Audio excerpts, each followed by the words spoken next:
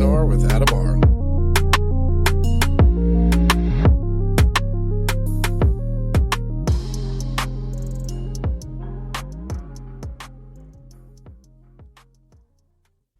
Welcome to 3P&R. I'm your host, Adam R. And joining me again is Pierre Giagnoli. Jean, how you doing, sir? Hey, I'm doing pretty good. Thanks for having me again. Thanks for being on. Glad to have your time. We'll talk about this. We'll open up. You've overcome some hurdles in the last year. Yeah, it's definitely been rough. There's been a lot of things going on in my life. I think, since the last time we talked, a few more things have happened. So, obviously the biggest was I had a cancerous tumor on my left kidney. They removed that back in August. Thankfully, I'm cancer-free right now. They were able to save my kidney. So, I definitely am positive and really excited about that. One of the more rough things that happened just last week actually is I had to go to the ER. So my kidneys have been affected by the tumor. Basically, I have a lot of medical problems because of what the cancer did. And I was able to go back to a regular diet about a month after my surgery because recovery was going great.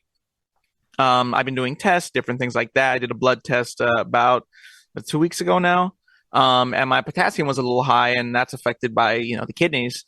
Now I've been able to keep that under control for a long time, even with the cancer and all that. But for some reason, I guess my kidney's just not dealing with potassium correctly. So my doctor recommended cutting out even more potassium before I did another blood test. So I did that, thought I was doing good. And then the potassium was even higher than before. So I ended up having to going to the ER for over 24 hours just for observation and to bring the potassium down. So I ended up doing all that, and it was definitely rough because I feel fine, and even through all of this, I'm actually a medical anomaly because I have zero symptoms of any of the things that I've had through the years, and because of the tumor and everything and the cancer and all that stuff. So even the ER doctor, when she saw me, she asked me a ton of questions. You feel nauseous, this, that, pain here, this, that. Nope, I feel fine. I don't feel like I should be in the ER, but whatever. And the doctor seemed a little baffled. Huh. And then I stayed in the hospital. They ended up keeping me for observation for a little over 24 hours. And even when I was, leaving the hospital, the nurses have, the discharge papers, and they have to read off the list just because they have to for safety. But it was funny because the nurse was going, okay, so if you walk, you should walk assisted. And I was literally walking around the room by myself, changing, getting ready to leave. My wife was coming to pick me up. And the nurse kind of paused for a second and looked at me and saw that I was just seemed so normal, and she ended up finishing reading the list of discharge information, and then I went on my way. So it definitely is surprising. I have to go through an extreme diet change and have to do a low sodium diet. So low sodium, low potassium, a bunch of stuff. It's difficult. Pretty much everything has potassium, so it's the list of what I can eat now versus what I can't eat is much smaller. I wish they would have just told me what I could eat, because seeing the list of what I can't eat, it's everything that pretty much has any flavor or tastes good is off the list now. Yeah, because you think of potassium. In my mind, I'm well, swap to maybe a veggie diet, right? Like salads and vegetable based, but there's even potassium in that. There is, yeah. Even some of the vegetables I really like, I can't eat anymore because they're full of potassium. So potassium's in everything. There is obviously a limited quantity of potassium I can intake, but not very much.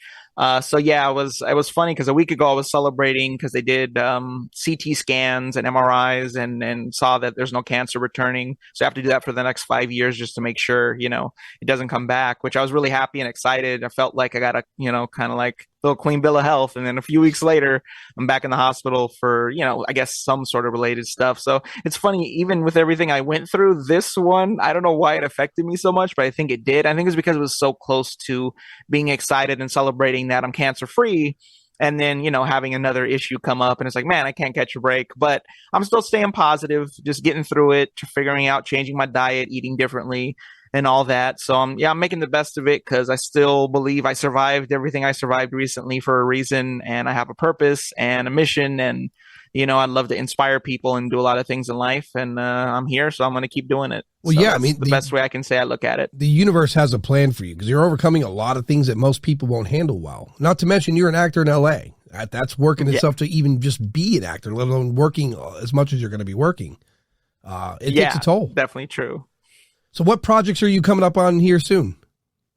Let's see. Well, I can't go into too much detail about this current project I'm working on, but I can give you a little hint of something. So basically, it was kind of cool. I worked over at Universal Studios Halloween Horror Nights as a monster during their Halloween event last year, and I ended up meeting this guy who was casting a paranormal show. He ended up casting me in the show, and eventually, unfortunately, the other people who were involved just weren't working out. So I ended up, now I'm hopefully going to be the lead of the show. So I'm basically locking down a location right now so we can film our pilot. We have some major networks interested, some major parties interested. So I'm really excited about the potential for that. We just got to lock down the location and get the date set up and film that pilot. And hopefully we'll have someone pick it up. So that's one of my major ones that this week I actually should be finding more out about, because locations I'm trying to lock down. Well, so on I'm this really excited show, about is that. this scripted, or is it like a reality show? No, it's like a reality Okay. show, and I have a lot of say, thankfully, in it because I'm the lead.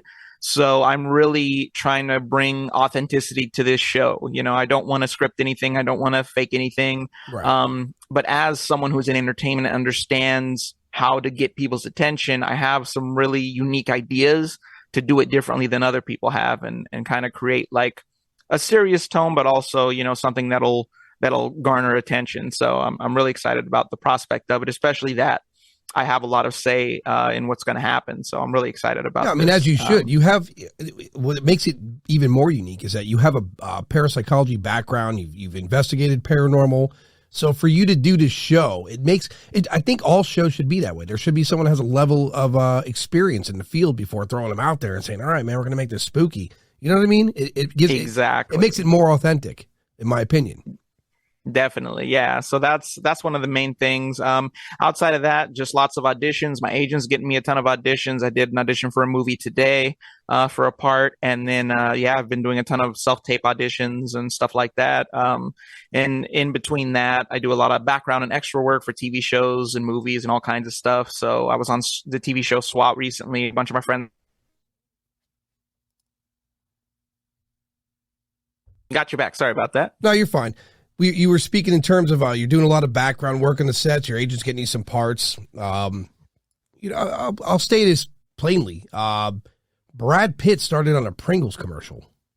Yeah. You know, I mean, there's a lot of celebrities that before they got to that point, I mean, let's be honest, you got to put the time in it. I mean, you got to do your due diligence and learn and get involved. So it's not cut and dry for anyone.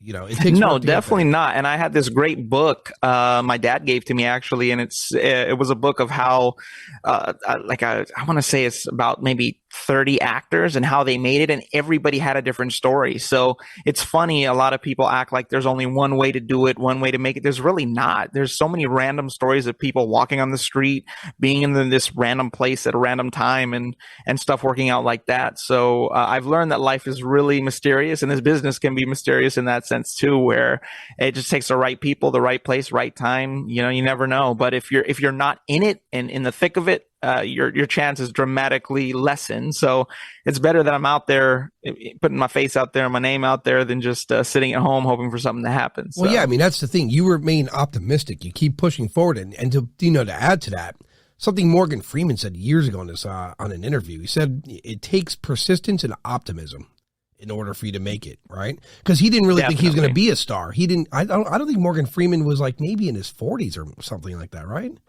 Yeah, he was up there. He was definitely much older when he first had his major movie role. I actually just posted a little blurb about a bunch of famous people who all their failures or the age that they made it at, and it was a lot of people messaged me or commented and said they were very inspired by it, because these people started out. Oprah was fired when she was 23, and all these other stories. Morgan Freeman was on the list as well, being much older when he got his first major role. So yeah, same with Samuel L. Jackson. He wasn't. I think yes, he was probably in his late 40s before he hit a feature film. All right.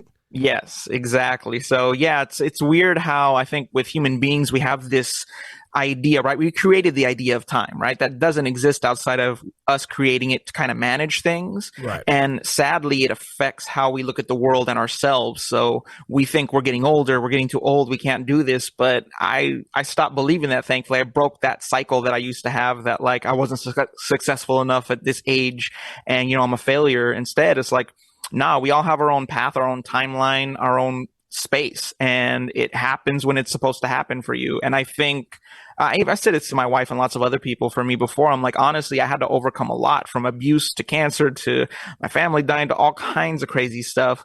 And I really don't think I would have as good a head on my shoulders or be as intelligent as I am if I didn't have the time to really develop myself as well as learn who I am. And I think that makes you stronger in achieving something great, because you have to know yourself, or else you can lose yourself in this business too, and anywhere else in life, if you're not, strong in who you are. Agreed. I in everything I hear and read, to be an A-list person in anything, you have to have an A-list attitude. Period. Definitely. Yeah, because if you don't, you're walking to the wall, hoping the wall moves, and it's not gonna. I mean, a lot of these celebrities and actors, I read about them, and they've gone through some major trials on their way up. Like, I didn't know this. Jewel was homeless. She was living in her car and performing on the road, and took like one person somewhere to hear her, and that's really what it. And she was on that verge of like, do I just give up? I mean, here I am, I have no money, I'm living in a car. So there's some trials ahead, but I think for you and the type of attitude you display and your everything you've been through, I think the universe has a plan for you ultimately. Yeah, definitely. I think especially coming out of cancer really gave me perspective, watching my family die from COVID in 2021 and watching them die with a lot of regret. All those things really, I mean, I already had changed my perspective right before that about my own life, but to encounter that and the struggles I did, it just gave me a stronger passion, a stronger drive, and more perspective on life and what it takes to achieve things. Like, it's not easy, it's not quick, it's not fast, but if you work at it, if you stick with it, if you keep going and you finally achieve it, I mean, that's the ultimate, I think, fulfillment in my eyes for me. Agreed. So, you see over the course of the last, few decades, and I've been paying attention to this because lately I've been like doing this thing where I watch like a program, like a TV program from like the 90s and then the early 2Ks versus today to see what the differences are. And outside some small, verbiage, it's not really that different. The formula remains the same. The only thing that really was game changing in the early 2000s, it was like when Survivor came out with reality, competitions. That was a major game changer for them. But as far as scripted shows go, they seem to have the same recipe. Ultimately. Oh, definitely. Yeah, there's a lot of similarities. And I mean, even reality TV is oversaturated, and there's formulas even for that now that are so you can compare two even different genres of reality shows, and there's a lot of similarities in how they're edited and how they perform and the ways they do things, whether it's competitive or otherwise. There's definitely formulas to everything. So yeah, I used to watch Hell's Kitchen when I was really big into that show. And then some part of me was paying attention to how much food was being thrown away, and I'm like, this is LA. There are people starving out there. Why are they throwing all this food away? But that's what circles in the back of my head. I'm one of these people. I'm consciously thinking in the background. It's terrible. But for movies too. Now, I didn't realize this, but the strongest movies in the last 2 decades were either some like raunchy comedy or like horror sci-fi. They were powerful, very powerful. And the narrative always seems to be kind of similar. There's the hero that you go for, and in some cases it's the anti-hero you root for, but ultimately it's one individual. Imagine a story with this kind of plot, John, where the world's got vampires, werewolves, all these different abnormalities running around, and it just gets to the point where it's out of control, right? It's completely running rampant. And then out of nowhere, specific humans around the world are activated, and they have like this kind of super ability. And it's come to the point where they have to, they're considered to be neutral. So in other words, these aren't good guys. These are the cleanup crew. And their job is to run around and eradicate these violent, and not all of them, right? Because clearly, as what you would imagine, like maybe there's some vampires, they're not evil, right? They're just, that happens to be their species. Same being for the other, creatures that run around. That's their species, but they're not core evil. The job of these neutrals are to locate and get rid of the evil faction. Yeah. Imagine that narrative. Yeah, very, very interesting, very intriguing. Definitely. I like the idea that, we're not talking about heroes here. It's neutral. It's just getting the job done. So it's very like there's a task to be done by it. And even in that story plot, there might be like this vampire he's an asshole. He's evil. He does horrible things, but for whatever reason, the audience has gravitated to him. There's some allure to him, and eventually he's got to be taken out too, right? So this is another show with that kind of let's break the rules, and even though you like this character, they got to go to keep it keep it interesting. Yeah, definitely. And that's definitely breaking the mold, not typical from what you see a lot of the time. So I like the idea, and the concept is a little more outside the box. It's throwing twists in there and, probably give you a little shock even if you like, especially or hurt if you like a character and you see them, not there anymore. So. Right. Yeah. There was a show I watched on Dead Summer, I think it is, on Netflix. Mm-hmm. Man. It's a zombie show, and Black Summer, that's what it's called. It's on Netflix. You got to watch it if you haven't. It literally breaks the rules of a lot of shows where like there's these characters, you're introduced to them, you see how you're following their story as they migrate through the story, but don't become attached to anybody. It's crazy, It's like I think they took where The Walking Dead was starting to go. And really just put their foot down on the gas and went all in. It's a really interesting show to watch. I recommend it. Yeah, I'm gonna put that on my watch list for sure. It sounds like something I'd enjoy. Yeah, for that other idea I was talking about, things I was reading about. Just imagine two really strong directors coming together and shaking hands, saying, "Let's work on this. Let's do something. Let's make this a 3-part thing that's just all out powerful." In an ideal setting, that would be a perfect movie series, in my opinion. Yeah, definitely. No, it sounds really good. It sounds, again, whenever you can do something, especially in the current trend of the industry right now of doing so many remakes and reboots and rehashes of things, to kind of break the mold and do something different, it can be very, very powerful and gain a lot more attention and get a lot of interest, because there's not a lot of people willing to take those kind of risks in the industry because, it's so much about, making that money back or repeat money off of things that are popular. So if you can bring something new into the fold, I mean, you can break new ground and really, cement a spot in cinematic history with something like that. Yeah, exactly. It's way different, especially with the reboots. I'm glad you said that. As a kid, I was not afraid of horror movies like Jason, Freddy. They didn't faze me as a kid, and maybe because I was I'm one of these people in life. Like I was telling you when we first started talking, I want to go out and get involved with the paranormal research, but I'm the weirdo that runs to it. I got to see what that is. So maybe that's why we get along on the same way. yeah. So that's in terms that's a lot like why these movies don't bother me. But there was one movie as a kid that the creature disturbed me, and it was Pumpkinhead. You ever seen that? Oh, okay. Yes, I have. That was the only thing that freaked me out, and they did so well on the sculpting of the face and the muscle movements, because when I watched the behind the scenes eventually. Remarkable. And they're talking about rebooting it. Now, my fear is that they're going to use CGI. That original creature was sculpted, like hand sculpted and made. Yes. They had a guy that was like 7 foot plus tall as inside of it. It was menacing to look at. I really hope if they're going to reboot it, I really hope they stick to that. Because that made practical effects are really important in Hollywood, and they've done studies with audiences on this. The thing with the human mind is we can tell when something is real on film and when something is CGI. There's still a lack of natural movement and natural look to it.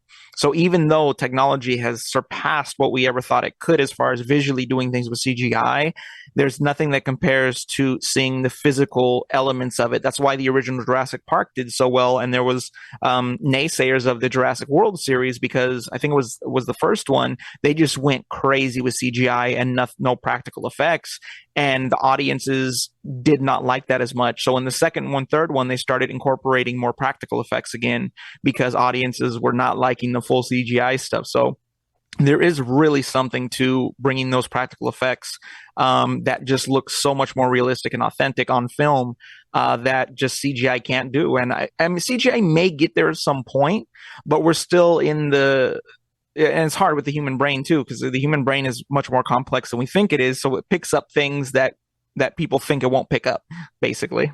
Yeah, you're right. Because my daughter, She loves the original Jurassic Parks. And Mm-hmm. it's like her comfort movies. She will rewatch them, and I'm still pretty amazed by how well they did on the up close creatures and the makeup and the animatronics. They did really, really good.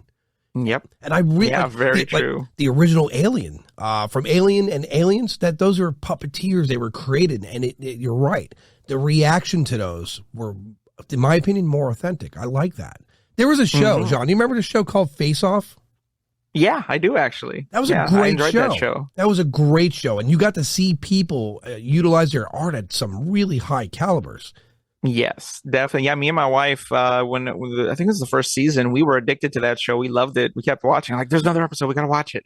Yeah, I did. Same. I would binge watch that, and then when they stopped it, I was so disappointed. I'm like, unfortunately, I think it has a lot to do with the audience. People, of course, yeah, they want dramatic reality nonsense, and they don't want to see art and sculpture, and it's a shame because that show, in my opinion, that was probably one of the best reality competition shows out there. I definitely very good. Yeah. It's funny. As soon as you mentioned it, I recognized the name immediately and thought of, man, me and my wife were like hooked on that show. Yeah, there was one episode where they had to come up with their own characters, one villain, one good guy, and this girl did this job on the villain, and I got to tell you, it was stellar. It looked organic. It looked real. She did so good on it. So again, when they come out with this, if they're going to reboot Pumpkinhead, because I only read about it, it's been spoken about, I don't know, tons of times.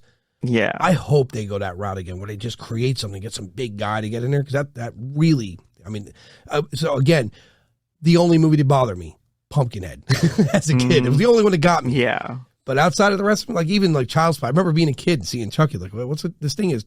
Granted, it's evil and it wields a knife, but if I have a bat, it's over.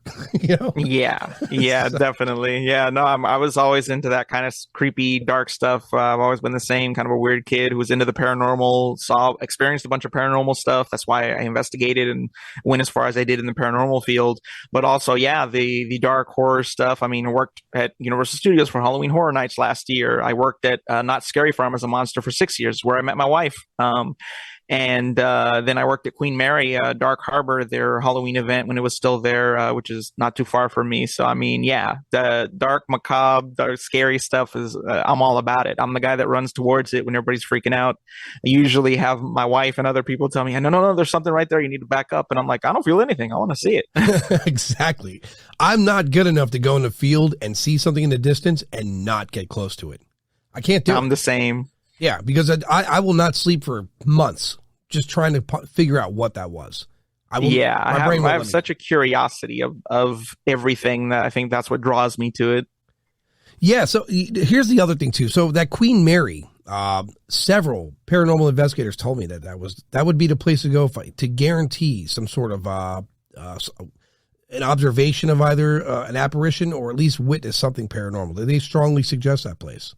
Oh, yeah. It's one of the most haunted places. I was born in Long Beach and raised. I went to the Queen Mary so many times. I worked there. I have tons of stories from being on the ship. I actually filmed the finale episode of 1923. It's a prequel to Yellowstone. We shot for 3 days on the Queen Mary. On the second day, we had a really long day. We were all dressed as wealthy ship liner passengers, and the whole theme was 1923. So because we were dressed in period clothing, I was curious if anything was going to happen. Now, there were a few people who actually experienced things while we were shooting, but what was weird was we took a break to eat lunch. When we came back into the ballroom of the ship, for me at least, being empathetic and sensitive to the energy, like the energy shifted as if us portraying that we were in the 1920s had kind of awoken something, because how old the ship is and everything. So the energy was definitely different, and there was a few people talking about they had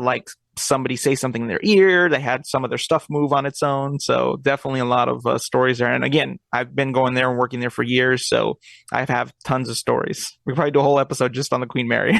Yeah, what are two profound ones you had that you could recall?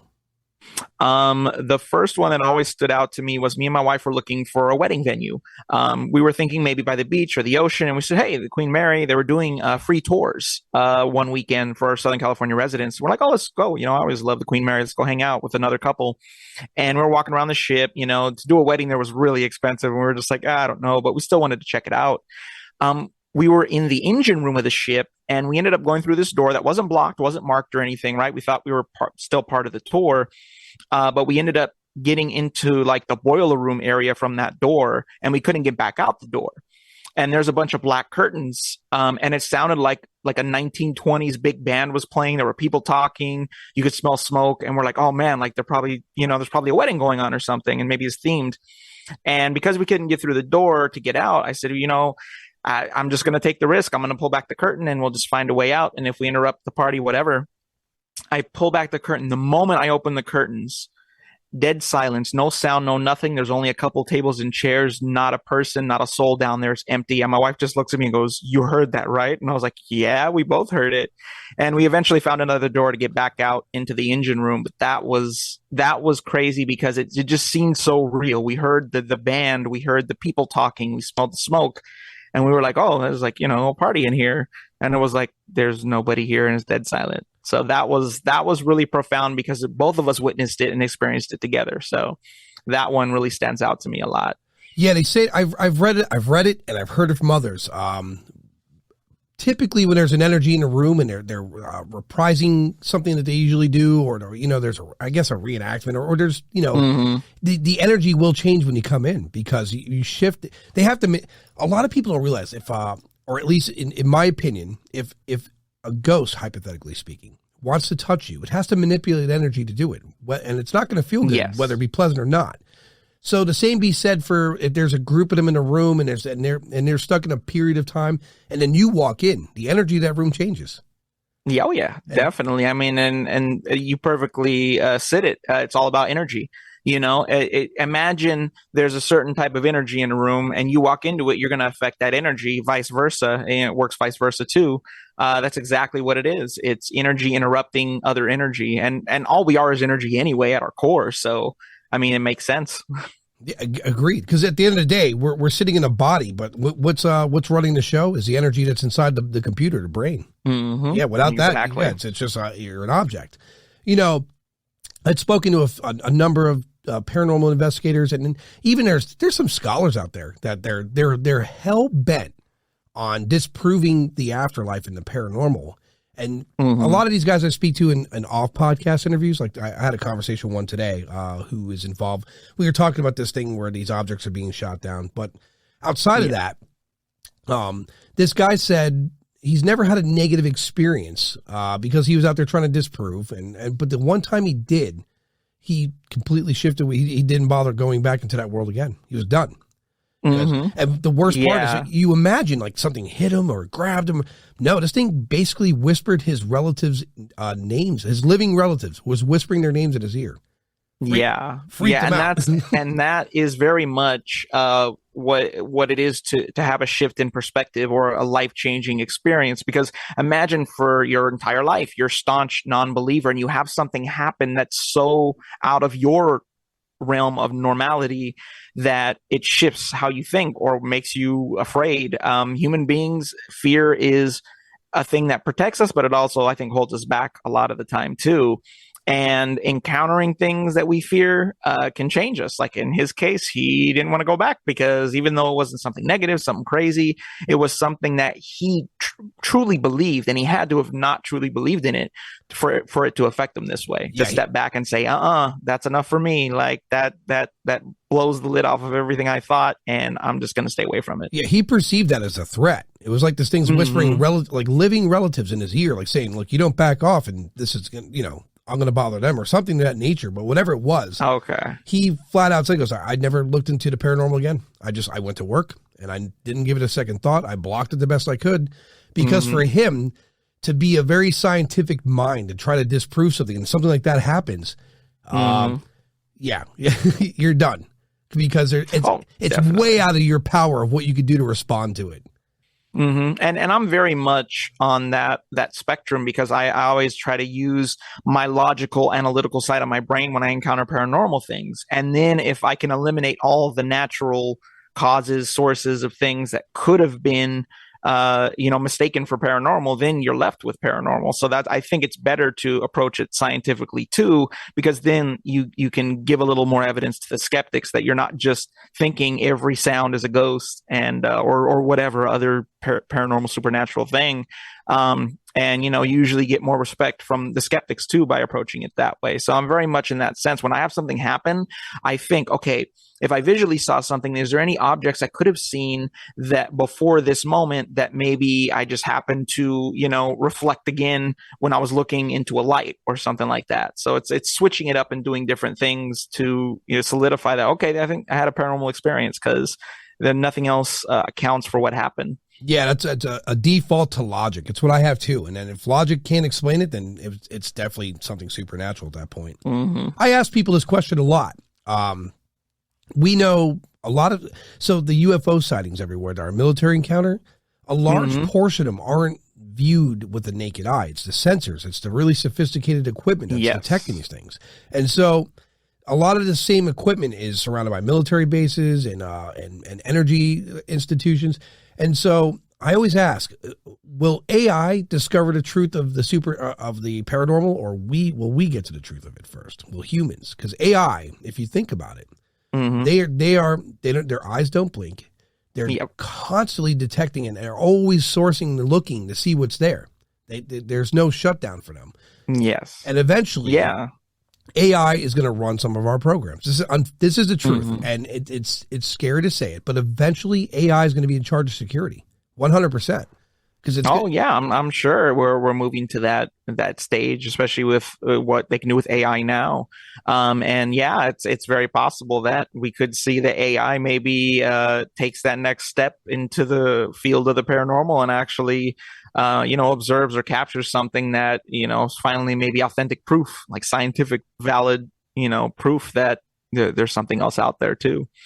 Yeah, because there's a machine at a airport, and it had facial recognition. It was there to, I guess, identify terrorists or something of that nature. Mm-hmm. And it kept detecting something. And so they thought it was broken. So they replaced it with a brand new one. And because each one of these machines were facing its own direction. And this one, once again, was detecting something in a certain part of this place, right? Yeah.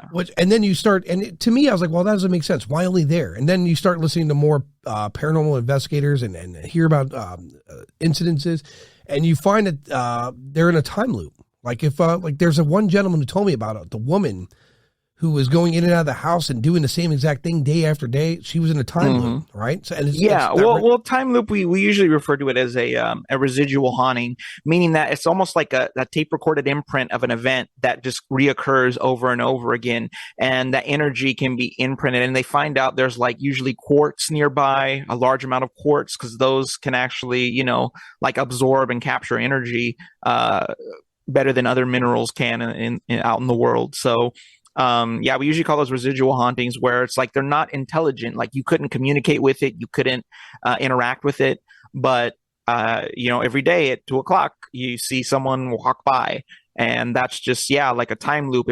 Sometimes it's a traumatic event, sometimes it's just whatever it is, just imprinted on the area or the land. There's a Civil War location where the guy keeps getting the same images or seeing the same thing out there. So these are places I definitely want to stop and check out, because when you hear consistency, the likelihood of witnessing something myself is very likely, and that's what I'm looking forward to seeing. Right, so I'm making and that feeds into the scientific method as well, because that's something observable that happens again and again that you can actually deal with and study. So that's very important to science as well, to have something consistent. Have you had what were some of your negative experiences in the field? I haven't had too many. One of my worst negative experiences, we had a case out here in Bellflower, California. The client called us up. Now, we heard a lot of stories of what was going on from her. Obviously, we do our pre-check questionnaire to figure out what's going on, if it's legitimate claims and all that kind of stuff, make sure their mental stability is there. We ended up showing up, and immediately activity started happening, and we had a bunch of incidents. But it was actually at the end of the night, well, closer to the end of the night. There were two different things that happened. So one happened to my wife before something happened to me. So about 4 a.m., we took a break. We left our cameras rolling in the house and our audio equipment, and we went to like 7-Eleven to get some snacks just to stay up and kind of, see if we catch anything when the house is completely empty, and maybe some activity would occur. As soon as we got back, when it was like right at 4 a.m. when we got back to the house, we heard Native American chanting through the entire neighborhood. It sounded like a loudspeaker, but just everywhere. Everybody heard it. There was at least, I want to say like 8 of us, most of my paranormal team and the clients as well. Half of us jumped in our cars, drove around the neighborhood. Some of us went on foot. We got back to the house of the client, and my wife was missing. And we're like, I thought she was with you. No, I thought she was with you. So we go out. We were in the cul-de-sac. Her icy she got from 7-Eleven was sitting in the middle of the cul-de-sac. And we were like, well, where is she? And it's like, I don't know. So we're about to jump in the car again, and we saw her on the left corner at the end of the cul-de-sac. So we run up. We get her. Hey, what's going on? Where were you? She's like, I was here the whole time. No, you weren't. We passed by here. We drove by here and we walked by here, and you weren't here, and you've been gone for at least 15 minutes. And she didn't want to talk about it, so we didn't know what had happened. So we just kind of let it go at that moment. She was okay. That's all we were concerned with. Went back to the house, wrapped up about 5 a.m. I'm tearing down some cameras I had in the stairwell of the house. And all of a sudden I feel like a big presence, almost like a boulder from like Indiana Jones was like going to roll down at me. And I braced for something. And it's this small little Latina girl. It's the sister of the client. She came home late from work. When she passed by me, just it clicked, and I said, I think she's the source of this. Like something's up. Like I felt something weird. So we're walking around the house, breaking down equipment. One of my equipment bags was next to her. She sat down on the couch downstairs, and I had to put a piece of equipment in that bag. So I go to my gear bag, put the equipment away. I catch eyes with her for maybe 5 seconds, maybe even less than that. It was pretty quick. And all of a sudden, my chest got really tight and I couldn't breathe, and my eyes started to water. And that was the first time I actually ran out of a house, because I was in fear for my own safety. So I run out of the house. The moment I got out of the threshold, I could breathe again. It all opened up. My wife chased after me. You okay? I'm like, yeah, I'm good, but I don't want to go back in there because I don't know what that was. And like, I just want to be safe. She's like, cool. We'll just grab the equipment, start heading out. So I talked to the client outside of the house, away from the sister. And I said, hey, I don't know what it is, but there's something up with your sister. We had a bunch of things happen the moment she showed up. If there's anything you haven't told us, please let us know. And then she finally admitted, it was later when she called me. She didn't tell me that night, but later after we investigated, she told me on the phone that her sister and a coworker were like having some beef. And they were messing with witchcraft. So they were like stealing hair from each other's combs at the workplace and doing weird stuff. And I was like, well, if your sister doesn't understand what she's doing and messing with that stuff in the house, there's a possibility this activity came from whatever she's doing. Because if she doesn't understand it, you don't know what you're messing with if you mess with that stuff, and you're not an expert. And there's really no experts anyway, so you should always be careful messing with that stuff. So we really think it was that. But funny enough, the next morning, me and my wife woke up. I had a circular burn mark on my chest in the center of it, right where I felt like it was really tight. And my wife's wristwatch was exactly 15 minutes behind the amount of time she was missing for. And she told me the next day that she said it just got dark, and she felt like the actual moisture of someone's breath breathing right on her face. And it was just pitch black, and she couldn't see where she was. And I was like, okay, so that is probably one of the most negative experiences I've had, because I just felt for my safety at that point, because it's rare. I've been told by other spiritual people that I've worked with that the other side doesn't mess with me. I'm some sort of authority figure there, and they're afraid to mess with me. Because when I encounter clients where there's children being bothered by an entity or something, like I get more aggressive because I'm very protective. So I'm like, no, you don't mess with those kids. You mess with me. Like, I'm not going to stand for that. And then people tell me like, oh, they're not gonna mess with you no matter what you do. They're cautious of you. And I was like, okay. So that was one of the only times I've actually had something negative happen to me. Yeah, it's bizarre with so for demons, for example, I've been reading a lot about it. they target weak people, right? They target people like drugs or alcohol or depression.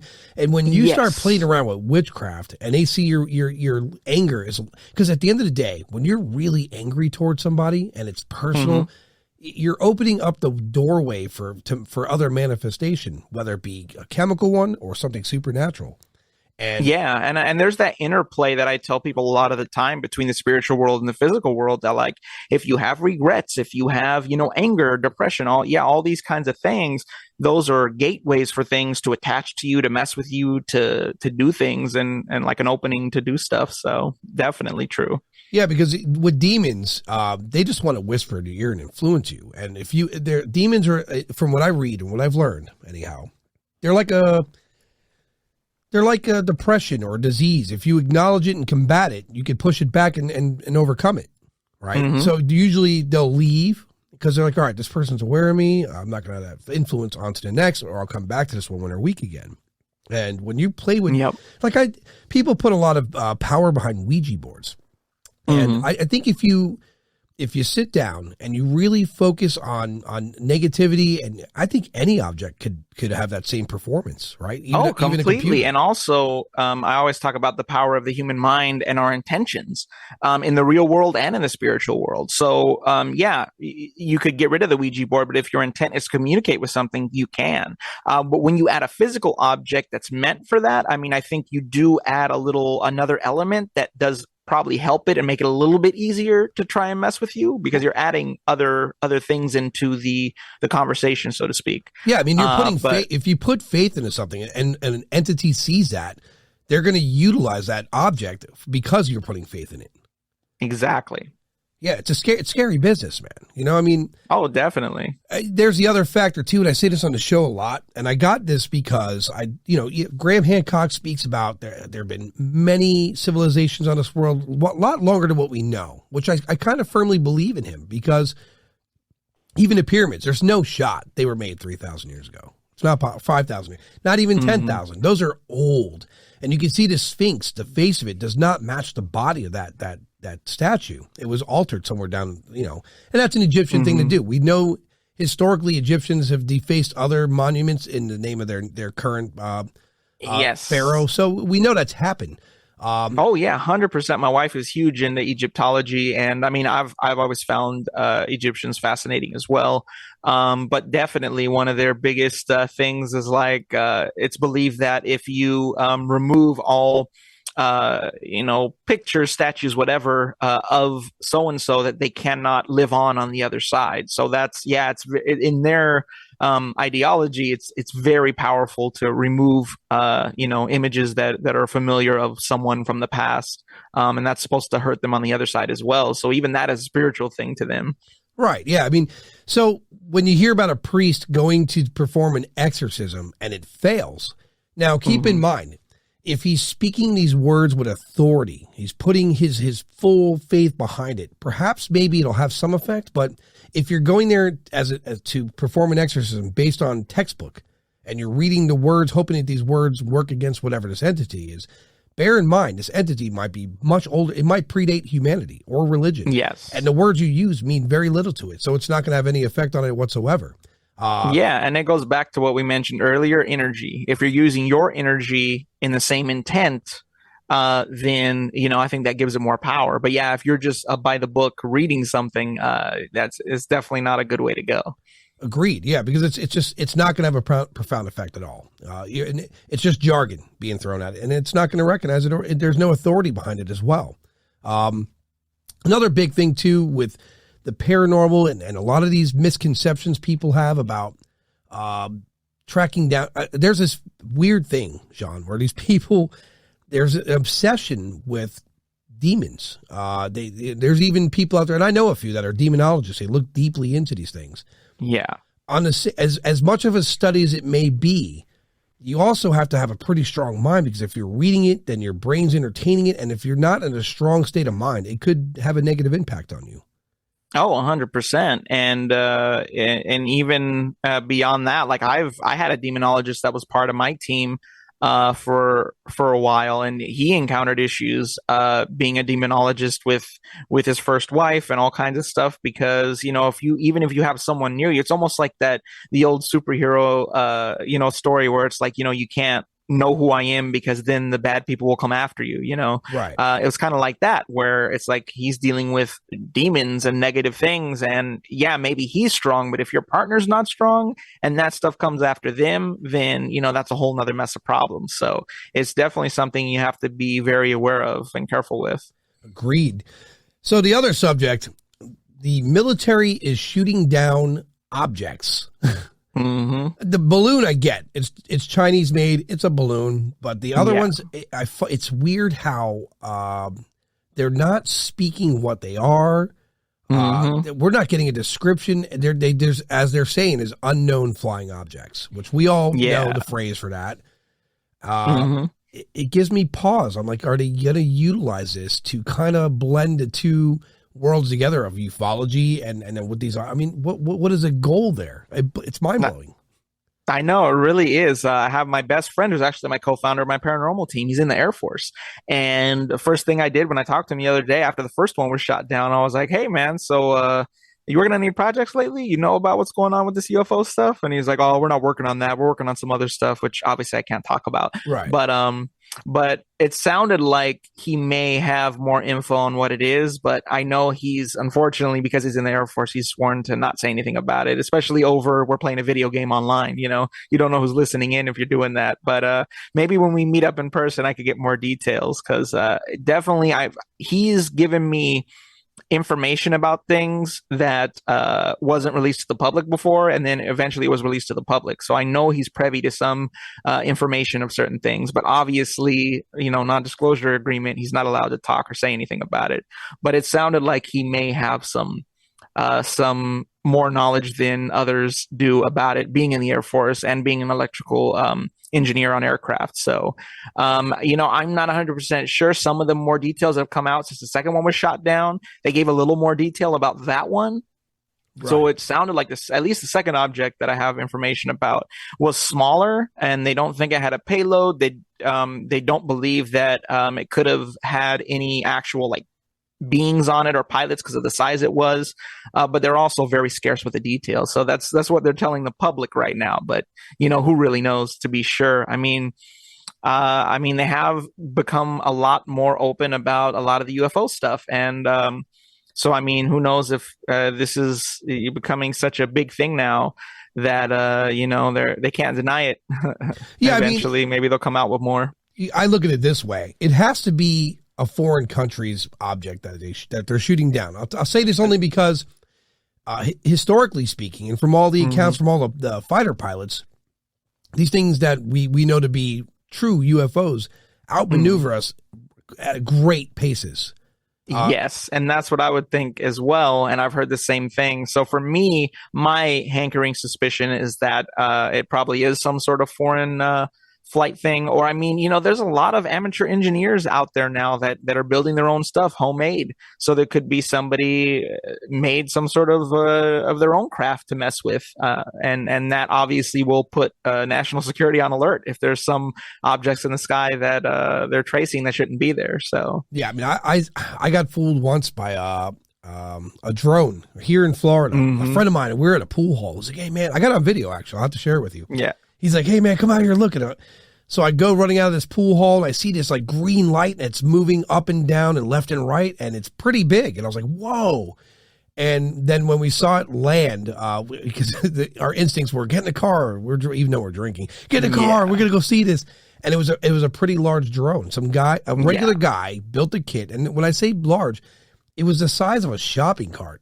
And it had a huge green light on it. And I was impressed by it. I was like, for this guy to build this and put it up in the air and probably fool who knows how many people saw that. That's impressive. Now, you have somebody with pretty decent resources and they're experimenting with something. Yeah, absolutely. Because I think they said the second one's the size of a car, right? Yeah. Yeah, so that's not small. Well, to me, it's not small, but by standards of the Air Force, it's tiny. Yeah, exactly. And I think that's what they're referring to, what they know to be large craft. To them, it was small. So it's definitely interesting. But yeah, I think if it becomes public knowledge at some point, we'll probably find out it's some sort of foreign craft or some sort of, local man-made craft that, a clever engineer probably came up with outside of any normal places you would build that. Or China's experimenting with ways to spy on us, and they're just testing to see what works and what doesn't. Because I mean, oh yeah, that's what we do. We've done it. We should. Oh yeah, no, it would be ridiculous to not keep that as a factor, and that somebody else would do the same things that we're doing already. So yeah, it's concerning that China. They said something about the balloon drifted off course. I don't know about that, man. That's pretty far. So well, they said the same thing about the second craft they shot down. That they think that it just might have like lost course or something, and that's why it was in airspace it shouldn't have been in. But again, there were scarce details, so it's hard to say.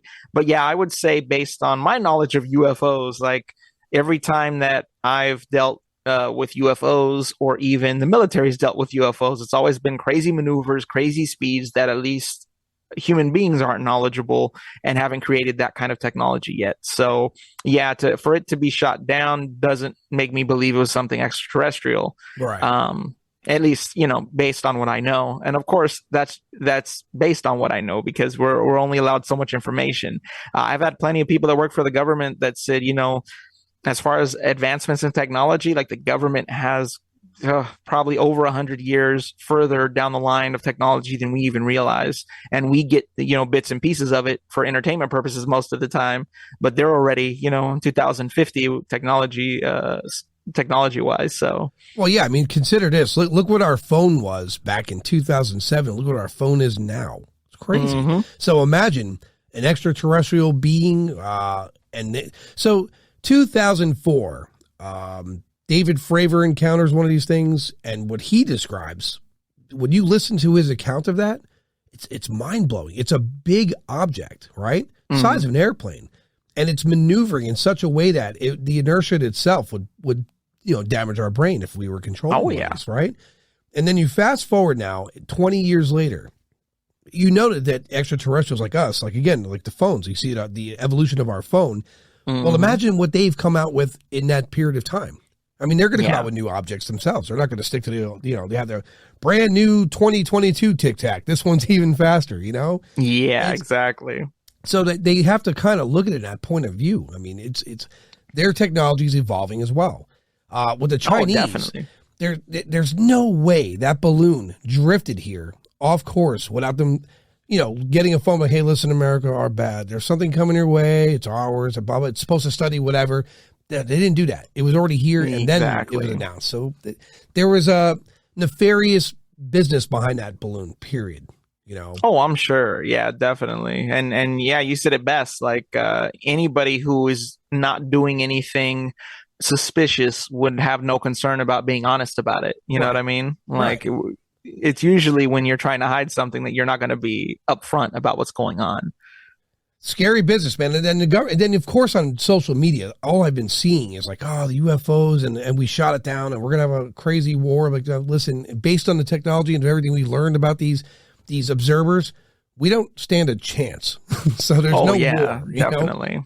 Right, because if they had any ill intent towards us, it would have been done long before we had the power to sun on the tip of a missile. Oh, yeah, and it wouldn't even have to be technological. I mean, if they come from another planet, another universe, who knows what, they could literally release some sort of plague on us of some virus that human beings have never seen and just wipe us out probably within a very short amount of time. So, I mean, we don't even have to go into space wars, like crazy stuff. Like it could literally be as simple as like, and if they're intelligent, they would probably do something like that. Like, why would they waste time fighting and losing people when they say, oh, we'll just release this airborne plague and they're done and it's over, I agree. That a friend of mine, we were at a pool hall once, and this guy's like, "Oh, we were talking about AI," and they're like, "You think it's gonna be like Terminator?" I'm like, no, AI is resourceful. They're not going to build robots to fight us. Do you know how many buildings and facilities around this planet host, I don't know, crazy amounts of disease for research purpose?